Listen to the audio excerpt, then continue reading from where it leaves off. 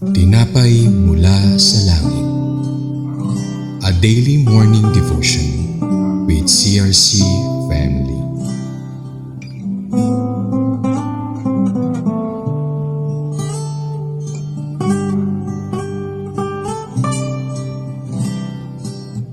Magandang umaga po sa bawat isa. Ako po si Sister Connie Katapang ng Charismatic Restoration Church, Makati. Samahan niyo po kami sa programang Tinapay Mula sa Langit, ang pang-araw-araw nating debosyon sa salita ng Diyos. Ngayong umaga ay matutunghayan natin ang Deuteronomy chapter 4 verse 25 to 28 na pinamagatang The Price of Serving Other Gods, Exile Among the Nations. Ngunit bago po tayo magpatuloy, tayo ay dumako sa maikling panalangin. Panginoong Hesus, salamat po sa panibagong araw. Narito po muli kami sa iyong harapan, nagpapakumbaba at patuloy na nagsusumamo sa iyo. Pakalinisin mo po ang puso namin at patawarin ang aming kasalanan, pagkukulang at pagkakamali. Samahan po kami ng iyong banal mong Espiritu na pag-aralan ng iyong salita. Salamat Panginoon sa paggabay, sa tulong mo at nang lubusan namin maunawaan ang iyong salita at may pamuhay namin ito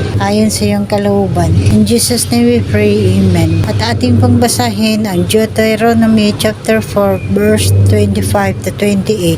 Verse 25. Pagka ikaw ay nagkaanak at nagkaanak ang iyong mga anak at nagluwak kayo ng maalaon sa lupaing yon at nagpakasama kayo at gumawa kayo ng larawang niyaon na kahawig ng anumang bagay at gumawa kayo ng masama sa paningin ng inyong Panginoong Diyos upang mongkahiin ninyo siya sa kalagitnaan. Verse 26. Ang aking tinatawag ang langit at ang lupa upang sumaksi laban sa inyo sa araw nito na kayo'y salo sa harapin ng inyong tinutungo ng pagdadaanan sa Jordan upang ariin. Hindi ninyo mapatatagal doon ang inyong mga araw kundi kayo'y lubos na malipol.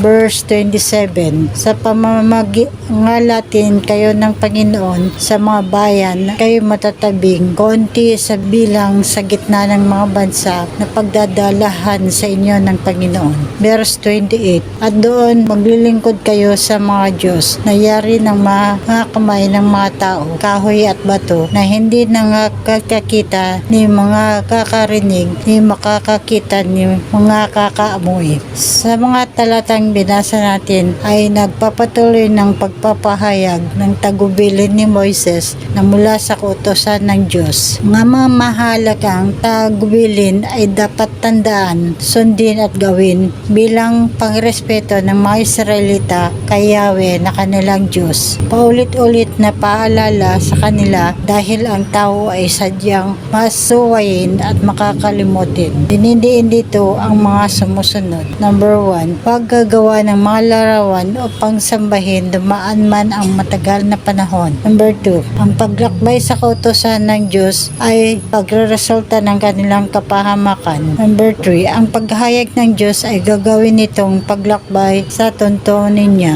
All-knowing God is Lord, kaya alam na niya ang mangyayari, ngunit pinapaalam pa rin sa kanila upang iwasan sana nila ito. Subalit, sinunod pa rin nila ang sarili nilang kagustuhan. Ito ang covenant ng Diyos sa kanila at ganon din sila sa Diyos na dapat nilang sundin. Kapag ang Israelita ay namumuhay ng komportable sa Kanaan, sila at ang kanilang mga anak ay mahuhulog sa idolatria. Samantalang ang mga Diyos-Diyosan na patay ay nagsasagawa pa rin sila ng isang kontrol na epekto sa puso ng tao dahil sa kapangyarihan ng kasamaan na naroon sa kanila na nagre-resulta sa kasamaan ng Espiritu ng Diyos, kaya pumukaw sa mga pinadalisay apoy. Si Moses na nagsasalita ng Diyos hinihula tungkol sa panahon sa hinaharap kung saan ang mga Israelita ay hindi sumusunod sa kanya at mawawala ang lupain sa Kanaan. Ang hula ng mga Israelita na kinakaharap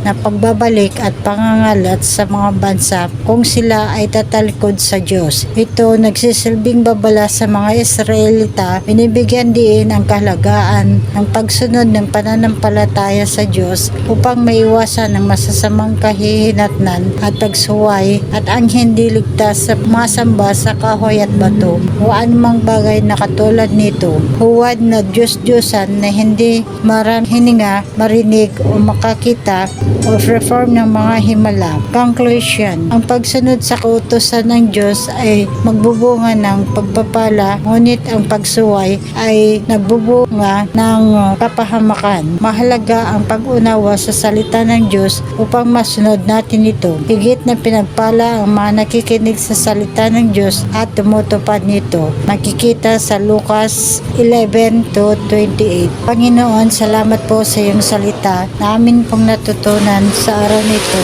Siya namin gabay. Salamat po sa buhay at kalakasan. In Jesus' name we pray. Amen. Maraming salamat po sa inyong pakikibahagi ng ating programa. Lagi po natin pagbulayan ng salita ng Diyos mula sa ating puso dahil lubos ang kaunawaan natin dito. Muli niyo po kami samahan bukas sa pagngingilay ng kanyang salita ng programang Tinapay Mula sa Langit. Malayan niyo pong i-share ng video upang kayo rin ay maging pagpapala sa iba. Pagpalain po tayong lahat ng Panginoon. Magandang umaga.